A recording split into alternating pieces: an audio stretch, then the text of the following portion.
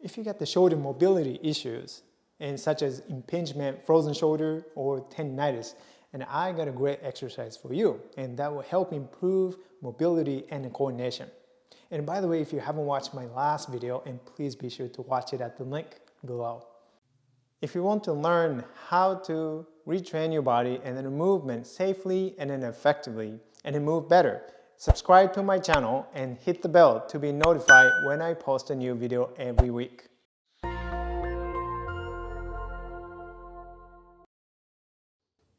I am Taro Iwamoto. I am a Feldenkrais practitioner with my backgrounds in athletic training, physical therapy, martial arts, and the Feldenkrais method. I have helped many people like you overcome and then move beyond the pain and the limitations.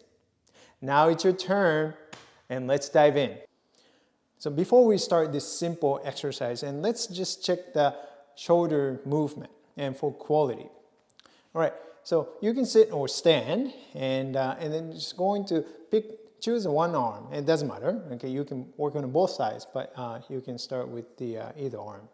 So I'm going to do with my right arm, and so I'm going to just gently bring your arm up, and then draw a circle.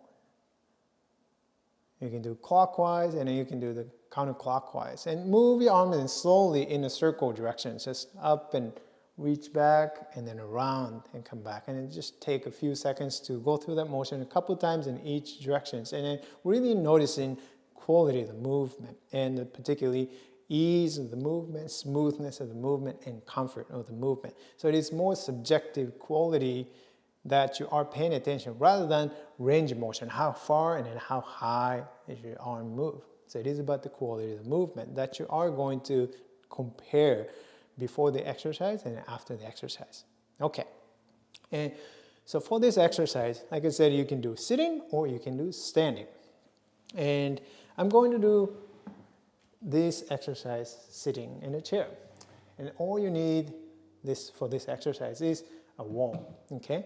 And you're gonna be sitting or standing right next to the wall. And then, so starting with the back of your hands and your arm touching the wall, and then very, very slowly, and you start to move your arm and keeping the back of your hand touching the wall, and then draw a circle and move your arm up in an arc and without forcing it. So it is about improving the coordination, improving the quality of the movement, and I do give you specific places to pay attention to. So when you start here, so first to pay attention to the hands, and so make sure that your hand is relaxed, your wrist is relaxed, so you're not extending and tensing your hands over the wrist. So have your arm just fairly soft and relaxed. And then elbows, it doesn't have to be straight, so just have your elbow nice and relaxed as well. And then it starts to bring your arm up over there, and pay attention to your shoulder and then pay attention to your chest. Then as your arm goes up, and then probably starts to feel some difficulty and then maybe discomfort. And then you start to pay attention. Okay, when do you want to turn your palm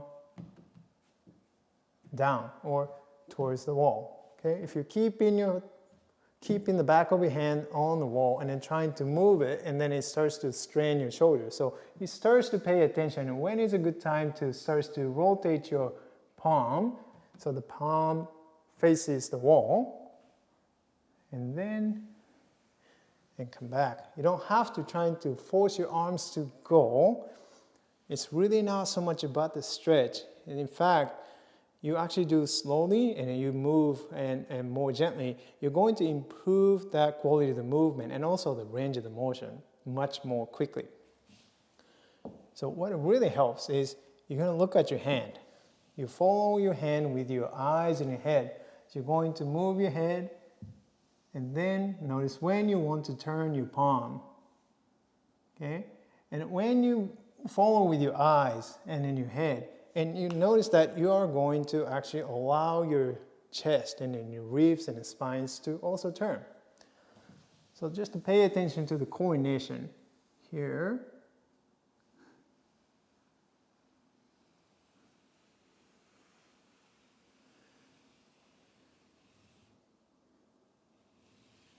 and then reverse it. And when you feel a strain in your shoulder, and that's when you are losing the coordination between your shoulder and your torso. So you want to bring that coordination and bring your torso into the arm, and so you connect them together. Okay, if you if you're trying to isolate the motion and then really work through that motion, and that's when you are going to strain your shoulder and then you feel discomfort and pain here. And it is okay, and depending on your mobility and flexibility of the shoulder joint, and then you may not be able to go all the way around, and that's really fine, and that's really not the point. And the point is to improve the coordination, even just a tiny bit. If you can improve the coordination just a little bit, you will notice that range, the quality of the motion improves very, very quickly. So here, so I'm really paying attention, okay? So when my palm rotates, and then when my chest, my ribs and the spine turns. And you may also notice the pelvis is beginning to turn as well. Here, and then back. And then you may ask, okay, how many times should you be practicing? How many times a day? How many repetitions? So I would say just to take a long time and to pay attention, and quality over the quantity all the time, okay? And that being said, maybe 10 to 15 repetitions, but the good quality repetitions. If you can't get the good quality repetitions, stop, okay? When you start to rush through the movement, or you start to feel the pain and trying to push through it, stop. It really does not serve you well, and you're not going to really improve the movement patterns by pushing through the pain. So slowing down and then paying attention and improve it. So for you, it may be just from here to only here, and that's fine.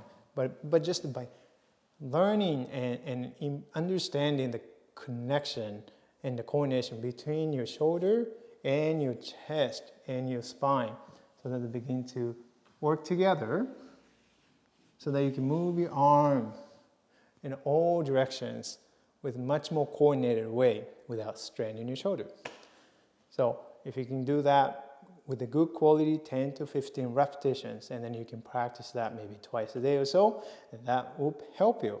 Once again, I emphasize the quality over quantity. Quantity with a good quality, that's very good, but quantity without quality, not very good. So don't worry about that in that case. All right, so after you're done, and of course you can do both sides. And here, and then let's check your shoulder motion again, and quality. It's not about the range that you are paying attention to, but you're paying attention to notice the changes in the quality of the motion. Ease of the motion, smoothness of the motion, comfort of the motion. So let's check that. Same motion, one directions, clockwise and counterclockwise. Okay, and notice any changes. So comment below if you notice any changes from the beginning to the end. Has the movement of the arm gotten a little smoother or not? Any questions? Let me know. If you want to improve your back pain, be sure to grab your free movement guide to pain-free back at the link below. Check out these videos, and if you like this video, and hit that like button, and be sure to subscribe and share with your friends. Comment below how helpful you found this video was. Thank you so much for watching. See you in the next video. Happy mindful movement. Bye bye.